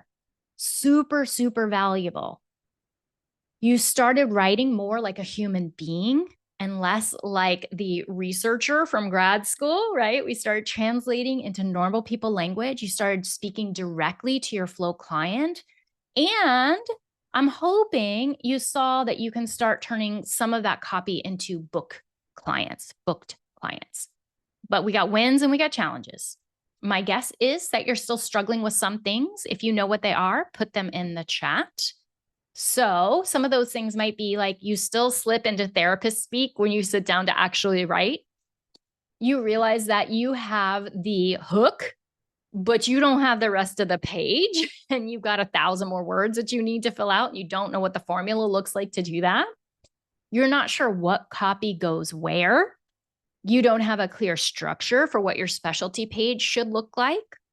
You're unsure how to talk about the obstacles that your flow client might face to get into therapy without it sounding salesy and like yucky. You know what I mean? You know how it can kind of slide into sounding like you're being coercive? We don't like that. You may have some pieces of good copy. I hope so, but you don't have a repeatable process yet. So this is what we have to do. I know it's like a ton of copy. I'm not going to read it all on here, but I couldn't. The OCPD started taking over. So we covered that there are 4 elements to great copy. Let me make these go like this. There. It's evocative. It is succinct. No run-on sentences. None. If you have a paraphrase, make it a new sentence. You don't, prepositional phrase, don't do that. Make it a new sentence. We need it to be very clear, not jargony. We're never going to say psychoanalytic unless we know for sure that our ideal client is looking for psychoanalytic psychotherapy. And now marketing is story-based, not resume-based. We put a little bit of resume stuff on your About Me page, but very little, and it comes after a bunch of other more story-driven content. You're going to use the Get Picked framework. I teach a method called Story Brand inside of the course. You don't need to know the whole damn method here. I got excited. There's a second method in the course as well that I think is probably a little bit easier if you struggle with copy. And it's basically writing a love letter, but not in a creepy way, to your ideal client. And it covers these pieces. Hold on. It covers like, remember when you first came to therapy and you talk about what that was like? And then you talk about, and then in the middle of therapy, you had this insight and this insight and this insight. So we're covering the center. And then when you graduated, you blank, blank, blank. That love letter gives us the pain points, the hope points, and the bridge that we use throughout all of our copy. It's super easy to turn a letter you write to one client as almost like their transitional object. I used to do this with my clients. I'd write them this letter and then they could take it with them and be like, oh, yeah, this is what happened in therapy, right? So it became their little transitional object. That transitional object turns into great copy for all of your marketing. Did I teach you guys the WAN technique? I don't remember. The whiny, audacious, needy, demand. Oh, wow. We're going to pause. We'll go deep on it in the course, but I got to tell you, because just a lot of you aren't going to take the course. So the WAN technique, let me give you like the shortest version that's actionable. WAN stands for whiny, audacious, needy, demand. And it's a technique from a woman named Courtney Foster Donahue. And she says, whenever you're writing copy, you want to think about like if the person you're writing to shrunk down to a 2 or 3-year-old and they were stomping their foot and they're like, I just want, that's their hope for therapy that they'll never tell you. So it might be like, I just want my kids to fucking listen to me when I say blah, blah, blah without me having to say it 18,000 times, right? They'll never say it exactly like that to you before you've worked together for a long time, and we need it now. So you can just picture in your head, you're a flow client and them stamping their little foot, mad face, and what is their wand? What's their whiny, audacious, needy demand? And it is a great jumping off point for copywriting. And then we're going to soften it a little bit because that would look weird in your copy. But I have a whole like little formula to help you transition that into copy that you can use. You're going to need to know what copy goes where, like what goes on the home page, the specialty page, the about me page. If you're going to do blogs, what does that look like? What should you put on directories and profiles, and which directory should you stop paying for? What do you say from your copywriting in your actual relationship emails and provider outreach?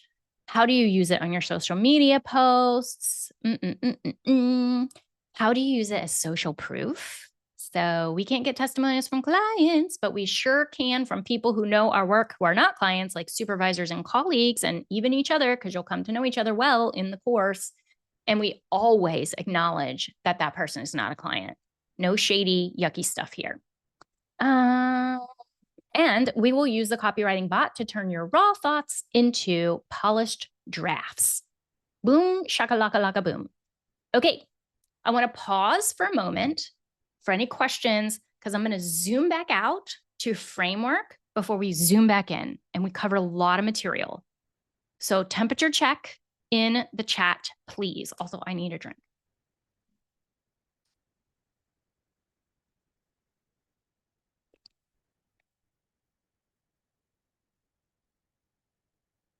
Oh, Cece, this is great. Cece's got her takeaway from one of our previous lessons, description of what an ideal client is and diving deeper into who they are. Challenge, I have multiple ideal clients. Otherwise, I would get bored. Saying girl. Action, I need to sit down with one client at a time and just get it out on paper. Just go from one client to the next. Awesome. Maddie, I am happy to look at your hook on Thursday when we meet. So just bring it and we can go through it together. Temperature check. How are y'all doing? Yes, you get access to the copywriting bot in the course, and it is for everybody. It's not a bonus. It's not a, everybody gets it, because it would just be cruel. It would just be cruel. It just cuts the workload by so much that I just couldn't give it to some people, not other people. Now, the bot that we're going to make together at the retreat, so those of you who pay in full for the course get a bonus. We build a bot together. This is your inner wise mind compass, so that whenever you're like feeling unproductive, you can go to the little bot that you have trained on your brain, and it will help you move through. That is a bonus for people who are paying in full. All right, let's go back. You guys seem to be okay. So remember, this is our flow client. These are the 3 things that we're going to do. Deep online presence, that's our website. Broad online presence is just super light. And then relationships. So let's talk a little bit about what you learned with each. Okay, so website win. This is your online presence, your deep online presence. You've already written your first hook statement because you're badasses. And the reason we do this and we put it near the top is so visitors immediately know that they're in the right place. If you have a high, what's called bounce rate on your website, and if you don't know how to look, don't worry about it. I'll teach it to you later. But if you have a high bounce rate, that means people are landing there and they're immediately leaving, which tells us that what they're searching for is landing them on the page, but your hook statement does not match for what they're searching for. And they're like, oh, must not be for me. So we have to fix that. You know that you need to have a whole lot of buttons on each page that are the calls to action to schedule the free consult. A lot, way more than you think you need. You discovered that adding a schedule now button rather than a contact form is going to increase the numbers of free consults by 600%. So we want that button. And you learn that the number 1 rule is your website isn't a brochure. It is a bridge between them being curious and them feeling connected enough to book that free consult. Okay. So we're not like, here's what I mean by that. I could say to you, I could talk about the marketing intensive course, and I could say there are 12 modules. That's not interesting.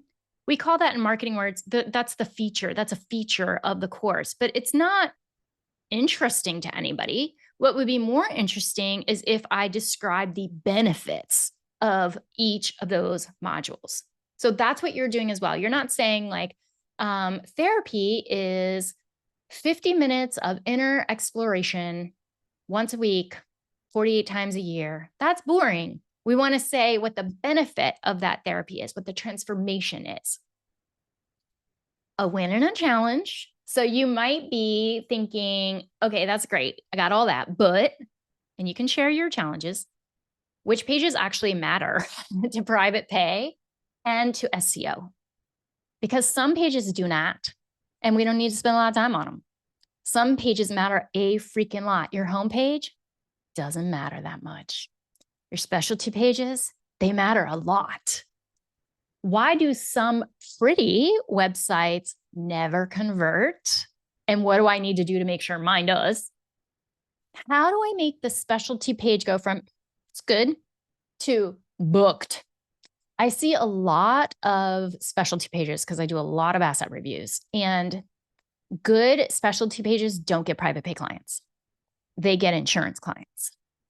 If you want to be paid $150 or $200 an hour, it's got to be a bomb ass specialty page. And by that, I don't mean that you have to be a great writer. I mean, you have to be a great therapist who knows that person inside and out. You have to be attuned and empathic, and you have to show it on the page. So there's a saying in marketing that is show, don't tell. So what we don't want to say is, I create a safe space. I am very empathic. Because when we tell somebody something like, I am trustworthy, it's very persuasive. But if I can demonstrate it through my copy, that's persuasive.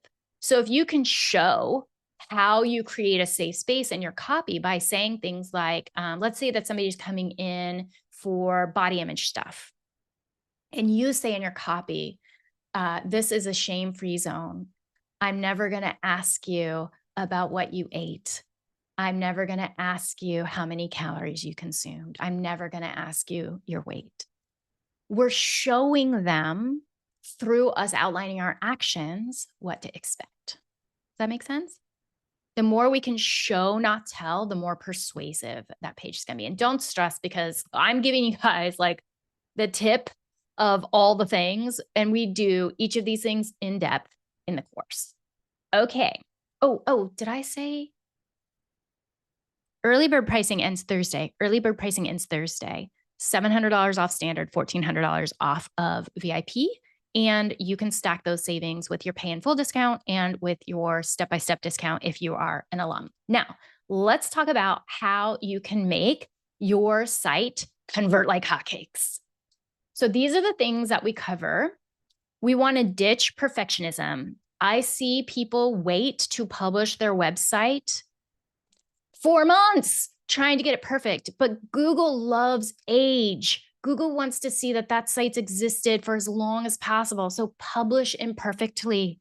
We can change it over time. Publish the site. We just need to get it out there, and we can be improving it over time.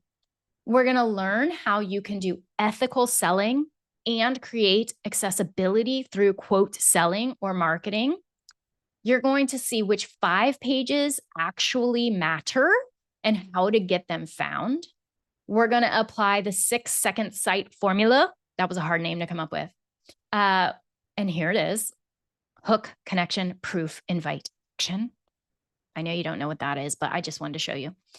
Map eye flowing zones. So when somebody lands on your site, their eyes naturally do this particular pattern. All of us have the same pattern. If you don't know it, you're going to put your buttons in the wrong place, and people aren't going to mush the buttons. We want them mushing all the buttons. So I'm going to teach you what that is so we can make sure our buttons are in the right spots to get people to book that free consult. We're going to SEOify every single page, and we're going to do it with validating the right keywords, not just guessing what they are. And what's fun for me, but never fun for anybody else, is we're going to look at the analytics on your website. We're going to be little data detectives so we can figure out what's working, what's not, and we can tweak based on what we're seeing, not based on fear. I have seen a lot of people change their copy when their copy was awesome. They just weren't getting enough traffic to their page. So they should have left the copy alone, and we should have done some things with SEO. Okay. Blah, blah, blah, blah, blah, blah, blah, blah. I think we're good. Let's go. Visibility. This is the part that you guys are afraid of. Remember, you don't have to be an influencer and you don't have to dance on TikTok. So all of us will be doing light visibility. And then if you're somebody who loves content marketing or relationship marketing, you'll do a little bit more. So we already know why we need a light dusting, not full-time posting. I think we should know that by now. We saw how visibility, just having a single Facebook business page, builds trust with clients and Google without shaking your little booty. We discovered that consistent, connected presence on your Google My Business in particular is going to beat putting out constant content on social media every single time. And hopefully you understand you do not need to go viral anywhere. So what's still a challenge? You may not understand yet what the minimum digital footprint for Google is. You may not be sure yet how to make sure your name shows up first when people search in your area or niche. You may not know which platforms actually matter for private pay clients. Let me just tell you, it's Google My Business. It's not Facebook. It's not TikTok.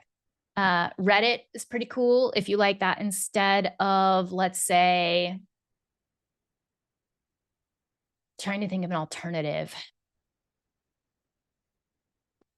It feels like a lot of women, particularly moms, are on Pinterest, whereas a lot of men or analytical, left-brained, engineering, techie people are on Reddit. So this is another one of those examples where knowing your flow client helps us know where you should be. Okay. And there is a big difference between being visible and being strategically visible. I teach you all that in the course. Here is your visible enough system. Okay.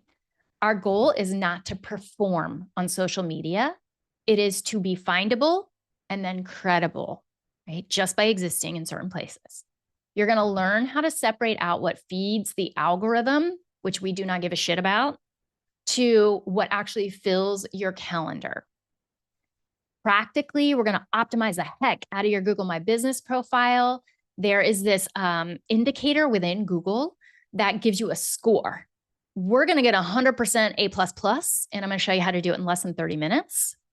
We're going to refresh or set up your Facebook business page. Or if you're like, I hate it, give me LinkedIn. We can do that too. That's fine. Just one primary location just for legitimacy. There's an optional bonus in there if you want to amplify your findability by using Reddit. Got you. And we're going to get into a bare minimum posting rhythm that's going to take less than 15 minutes every week. Okay. We're moving and we're shaking. I'm not doing all those. Don't panic. Okay. Those are the ones that we're not doing today. So quick connection wins, relationship marketing. These are things that we've already talked about. Mostly, I want you to hear that being of service is how you build relationships, not quid pro quo. The quid pro quo-y people, not going to win. If you are genuinely building relationships, you're going to win. We do want to be a little strategic, though, if you know a whole lot of people, by prioritizing reconnecting with the people who might have access to your ideal clients. We want to go in order of biggest bang for our buck because we like to save time. Here's how we cover it in the course. So we're going to shift from networking mindset to relationship building mindset. Service first, always, always. We're never asking for referrals, so we don't ever have to worry about being salesy or pushy. We're rewiring those old stories that you might have in your head about promotion and turning those into connection. We're going to identify your highest ROI, return on investment, relationships using low-hanging fruit plus the Pareto principle map. Pareto principle is the 80-20 rule. Get customizable scripts and conversation starters for providers, colleagues, and community circles. Build a simple tracking system to stay front of mind without being awkward. Trust me, I have done lots of awkward and I have learned how to maintain those relationships without being odd. And then we're going to work on how to create referral breadcrumbs from where those referral peeps are back to us and our website and our client list. Okay, we're almost there. Oh, we already did this. So this is our breadcrumbing basics. So we talked about how you can leave a worksheet at the gynecologist's office, for example, on progressive muscle relaxation. So they're not freaking out while they're in the stirrups. Okay. And it would have a QR code to go back to a blog about how trauma survivors struggle more at the gynecologist than other people, right? That's breadcrumbing back to our website, being helpful and then being empathic. They're going to want more. How do we bring them to our website to get more? So we practiced how you can use micro content and just being helpful. You probably still have some questions about that. Like, how do you do this without expending all your energy and having this be like a part-time job? How do you do it without it feeling promo-y and without it truly feeling helpful? And how do you do it so you're not making shit up and putting it in front of people, but rather getting in conversation with them to find out what would be helpful naturally without even having to ask? I like it. Here's what that looks like inside of the course. I like to eat, so I put leave no breadcrumb wasted. Every act of service can lead back to your practice. I'm hungry right now. We're going to replace marketing with microservice moments that naturally spark referrals. This is good. We're going to see every interaction as a seed we're planting, not a sale. If you see it as a sale, you're not going to do it well and it's going to feel icky. Okay. We have multiple lessons on this because I want you to actually have it done before the end of the course. So I teach you, we do it, we have question sessions. Teach, do, review. Teach, do, review. We have the bot who helps you do all of the things, and I'm going to quickly go to a reminder slide for you so that I don't miss the good stuff. Okay. Early bird savings. Guys, it ends on Thursday. Do not miss the savings. Here's the thing. We can't change the back end. We're so fancy now. We have software. So when you get in touch with me the day after, I can't change it. I used to be able to. I cannot anymore. But you can also stack savings. So if you decide to pay in full, you save money. You can stack it on here. So I think the pay in full, correct me if I'm wrong, Chantel, is $300. So yeah, you can save $1,000 when you stack pay in full plus the earlier bird savings, which ends Thursday. If you're like me, you better just sign up right now because you will forget and then you'll be mad. Then if you want to do VIP, pay in full savings is $600. So this is a $2,000 savings that you can stack. And if you took step by step, baby, you get to stack even more. So private message Chantel in the chat and she'll give you the code. So just to review pricing, let me make that go bigger. Full price for the course itself is $3,250. But if you stack your savings of pay in full and your early bird, you're saving $1,000, which brings it down to $2,250. We like it. For VIP, which adds one-on-one coaching through my personal cell phone. You can call me on my cell phone. Late night when you, okay. $6,000. You can save up to $2,000 when you stack your savings of early bird discount and pay in full. Now, freaking pay in full is winner, winner, chicken dinner right now because all y'all are paying in full. And I think it's because you want the friggin' retreat. The retreat is a virtual retreat. It's several hours long. You are going to learn how to build a freaking bot. It is going to be based on your brain. It will be your bot. It does not live in the course. It is all yours. And then you'll know how to build a bot forevermore. And you'll have a productivity queen in your pocket. So I'm super excited about that. If you want a payment plan, we've got you. And I want to say something about this. Please don't screw me over, please. So I really want to make this as accessible as I can. So I don't charge a big chunk of change on payment plans. Most people charge 40% on top of the fee to do a payment plan. And they do this because they're greedy, but also because a lot of people don't end up paying. But that does not happen with my people. You guys always pay. So as long as you keep always paying me, then I will keep doing the payment plan. But here's what I want you to know. You have a down payment and then 6 payments if you're doing standard. Hear this, that takes you past the end of the course. The course is 4 months long. You have 6 or 7 months, however that adds up, to pay it off.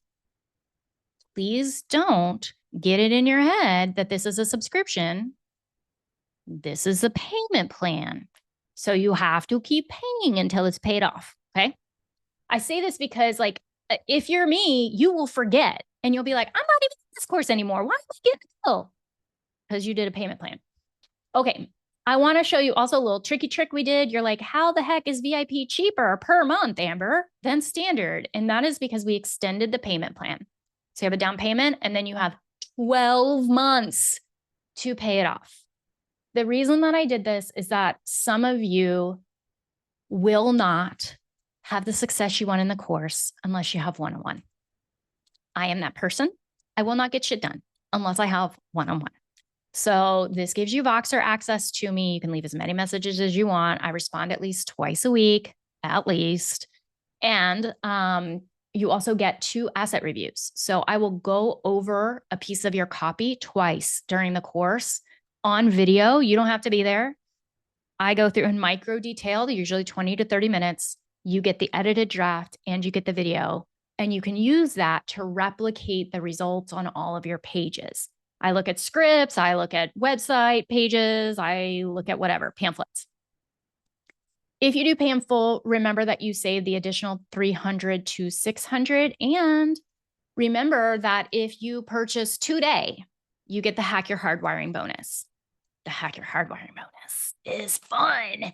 I might do it live. I don't know. Let me know in the chat. Would you rather have it on a recording that's like on demand, or would you rather do it live? Let me know. Okay, so I want to talk ROI because this needs to make sense for you. I don't want you getting in a bad place financially because that just stresses me out, and girls got to take care of her emotional regulation. So 1 client a week at $100. When you see clients long-term, which most of you do, it's $4,800. You've paid off the highest amount you will pay even for VIP right now, right? If you're doing pay in full and you're doing the blah, blah, blah, all the things, right? So do I think you can ROI the course? Yes, I think you can ROI the course. If you're doing standard, this more than pays for the course. It's 1 freaking client at $100. You could literally go on your Psychology Today right now, change the first line to have spot for 1 person at $100 for the month of November. Schedule your free consult to claim your spot. You can literally get that right now. So I feel very confident that you can ROI. And I am a nervous Nelly about making promises. Or you could do 1 client at $150 an hour, and now you've got $7,200. So you've also more than paid for the course. But let's talk more ROI. I've showed you this 100 times. If you move from insurance to private pay, you're going to get a raise of $60 a session, $60 per session. And that's at an average rate. That's not at a premium rate. So that's a shit ton of money a year. $57,000 a year. I shouldn't show you the slide because you see the number and then you're like, bah, bah, that's too big. I can't even process it. So I'll show you this number instead. And remember, that was your raise. You could see 12 to 15 clients a week at 150 50 a session for 48 weeks. And you're clearing, this was what happened to me. I was like, holy shit, I'm clearing not only the amount of money I was getting paid at my agency job, but I'm working literally half the hours and I'm not commuting 10 hours a week. What is happening? I was mad. I really felt like I was close with my boss and I really felt like he should have told me. I'm like, what the heck, man? Nobody did the math for me. So do the math for yourself. And if you need to revisit the lesson on math, it's lesson 2. You have it in the replays. You can go back through the math and make sure that it makes sense for you. But if that 150 number freaks you out and you're like, Amber, I just can't believe that I could get 150 an hour, then do the math with a different number. So you could do 20 clients at 125 a session for 48 weeks and you're still at 120 grand a year. So you're going to be okay. This is how much you're giving up if you're in a group practice. It's about 40%. There are some group practices that, frankly, I think it's worth it to give up that money. If you're feeling like, I am close to retirement, I don't ever want to do any marketing at all. They give me all the stuff that I need and they funnel clients to me and I don't have to do anything but see my clients. It's worth it for a couple of years. If it's only a couple of years to retirement, okay. But for most of us, we're not a couple of years from retirement, and most group practices aren't actually doing the marketing for us, and they're taking all of our profit. So for most of you, it's going to make sense. Okay, just one last reminder before I shut my mouth. Hack Your Hardwiring expires tonight at midnight. Hack Your Hardwiring expires tonight at midnight, and your early bird savings expire on Thursday. Whew. Oh, good. You guys want live. Oh, I'd much prefer to teach it live.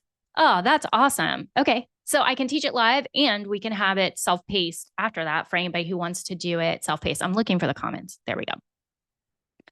Okay. How many seats available for VIP? There are only 12 seats because my brain cannot hold that many businesses in my mind. For standard, it's unlimited seats. We usually have like 30, 40, somewhere in there, depending on what season of the year we're offering it. Making sure I'm seeing the messages. Oh, this is a good question. Corinne says, do you plan to do a marketing intensive again? Yes. Since I'm at the very beginning of dreaming up a PP, I have 2 years college counseling before I can be fully independent so I can qualify for loan forgiveness if it still exists. I know. I'm wondering if it'd be better to take what I've learned so far and come back for more. I'm going to say a couple things. You got to decide for you.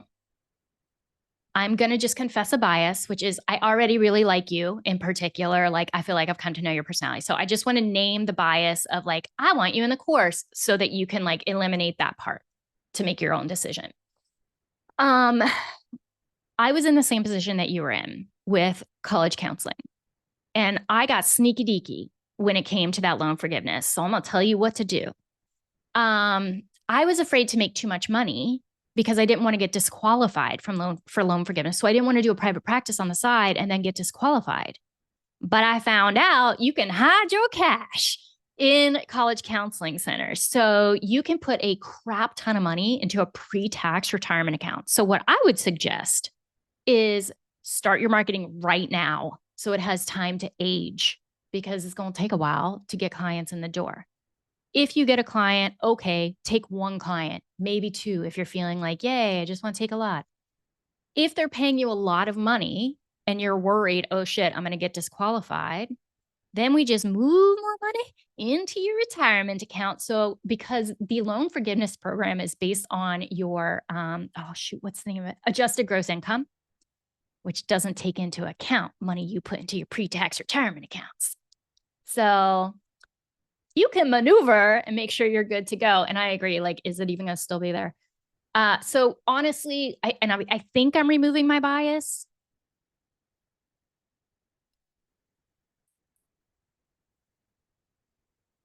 I'm going to give you a caveat. Honestly, I think I'm removing my bias. I think you should take it sooner rather than later. And it does take 4 hours a week. So you got to think about if you can find that time. That would be the question. In 2 years, the price will be up. Do I know if I'm offering it in 2 years? I have no idea. I'm definitely offering it next year. But the price tends to go up, not every single time we launch it, but at least once a year. So those are the things I would think through. I can never just give a straight up answer. Okay, is Hack Your Hardwiring, Build a Bot or something else? No, Hack Your Hardwiring is a mini course, and it's me teaching just like this with a really cute slide deck about how you can like identify the parts of your hardwiring that aren't serving you and then wrestle them into working for you. It's not by force. It's just by confluence of, harnessing what works and what doesn't. And the build a bot. So if you're talking about the productivity bot that we're going to build together, that is a bonus. I can see why that would be confusing. That is a bonus for people who pay in full, and it's a retreat. So we'll build it together in a virtual retreat. Okay. There is another coaching session. It happens on Thursday. Oh, yes, please drop the freebie. Telling you guys, the brain cannot be trusted. Joy says, my husband can build my website using Google Workplace. Is there a downside to letting him do this versus Squarespace? Can you email me that question? Because I want to research it for a minute. Let me give you my email address because I think that there is a downside, but I'm not 100% and I want to double check myself. I just put my email in there. Don't worry with Wix. Wix is fine. Wix is fine. Wix actually has a very strong blog feature and it's a good one. So don't stress. If you're with Wix, you're with Wix and that's totally fine. What's important is that you have access to the back end to be able to make changes or have somebody else make them and for us to see your data. Cool. Any other last minute questions? We're going to meet on Thursday for additional questions. All right. I hope that was helpful. More helpful than if I had showed you the recording that I spent a whole bunch of time editing last night. It's at 1 p.m. Bev Eastern, 1 p.m. Eastern for 1 hour. You are so welcome. I really appreciate you guys showing up to all of these. You make it fun to share this kind of information. I see your brains getting excited, and that gets me super excited. So let's go out there and get your flow clients. I will see you all on Thursday. Bye.